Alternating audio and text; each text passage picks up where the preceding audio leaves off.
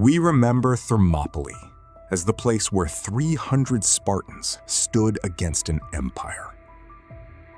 300 men. 300 shields. 300 deaths.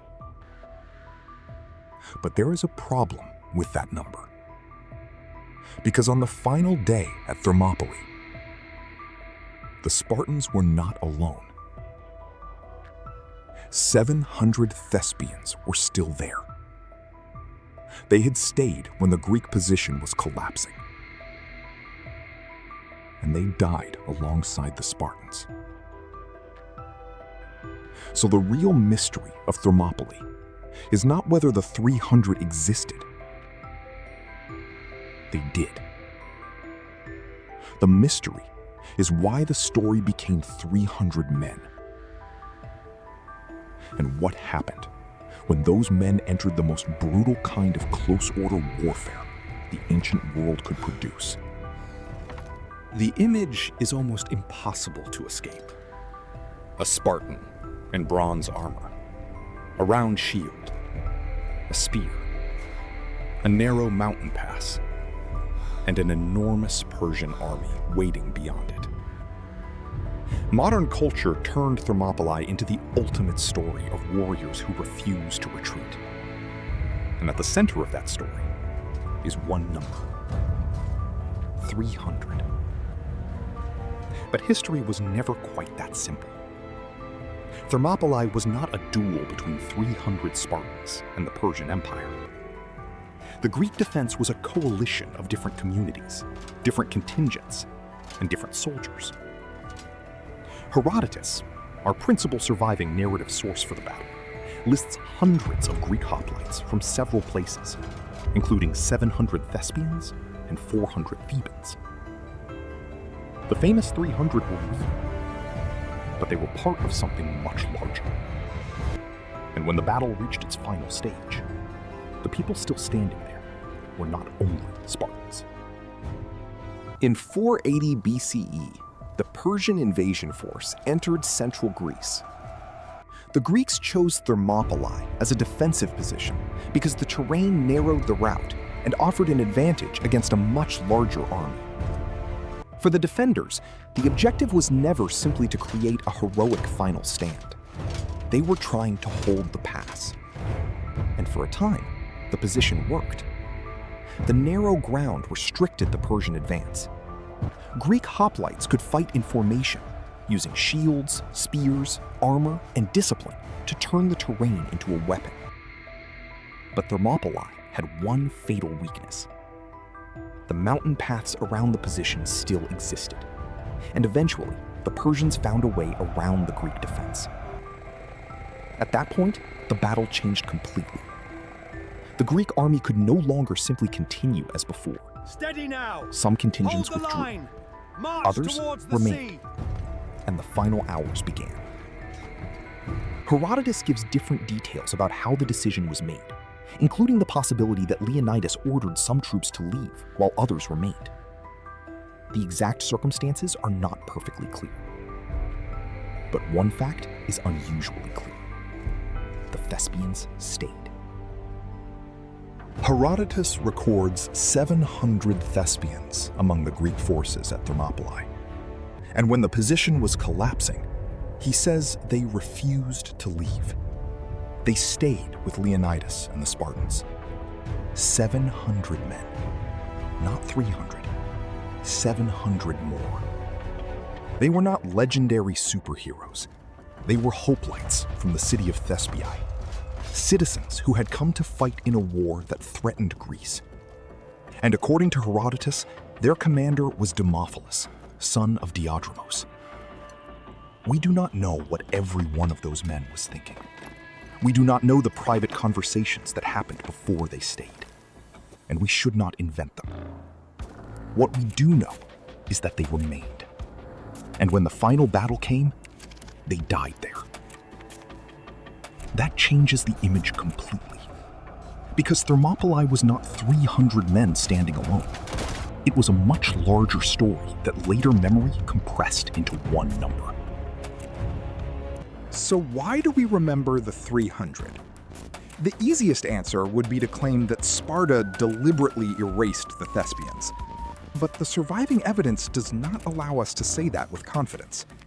The problem is more interesting than that. Historical events and historical memory are not the same thing. Sparta already possessed an extraordinary reputation for military discipline. Leonidas became the perfect symbol of sacrifice, and the number 300 was simple, memorable, powerful. It could be turned into a symbol. Whatever the reasons, the result was clear. Thermopylae became associated overwhelmingly with the Spartan 300. The 300 were there, they fought, they died. But they were sharing that final battlefield with others whose story became much quieter. And then there is the other part of Thermopylae that modern storytelling often gets wrong. What did the fighting itself actually look like? Because it probably did not look like the movies. Ancient hoplite warfare was built around formation. A man did not simply step forward, swing a sword, and fight his opponent like a modern action hero. He carried a large round shield, a spear, armor, and he fought as part of a tightly organized body of men. The strength of the formation came from coordination. Shields overlapped. Ranks stayed together. Men depended on the soldiers beside them. And that meant something psychologically brutal. Your survival was tied to everyone around you. If the formation broke, the individual became exposed. If the line held, the formation became a moving wall of shields and spears. This is where the ancient phalanx becomes genuinely terrifying. Because there was no guarantee of space, no guarantee of visibility, no clean field for individual combat. Just bodies, bronze, wood, dust, noise. Ancient sources and modern historians have long debated something called othismos. The word is usually translated as a push. The question is whether hoplite formations literally pushed against one another with their bodies and shields, or whether the idea has been misunderstood. The debate is still alive, but recent experimental research suggests that hoplite equipment was capable of handling powerful compressive force. That does not prove exactly what happened at Thermopylae, but it changes how we can imagine the battlefield. Inside a dense formation, there was almost nowhere to move. You could not simply step backward. There were men behind you. You could not easily turn. There were shields and spears around you. The air was filled with shouting, dust, metal, and movement. And as the formations closed, the battle became less like a duel and more like a struggle for space itself. By the final stage of Thermopylae, the Greek position had become untenable. The Persian forces had found the route behind the defenders. The advantage of the pass was gone. Some Greeks escaped. Others remained.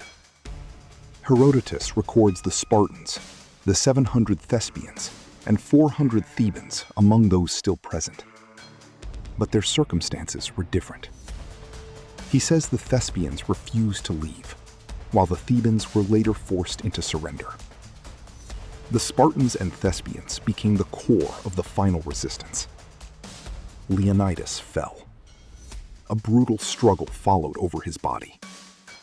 Eventually, the remaining defenders were forced back onto a smaller position. There, the final resistance ended under Persian attack. These men were not invincible. They were exhausted, surrounded, and outnumbered. And the space around them was disappearing.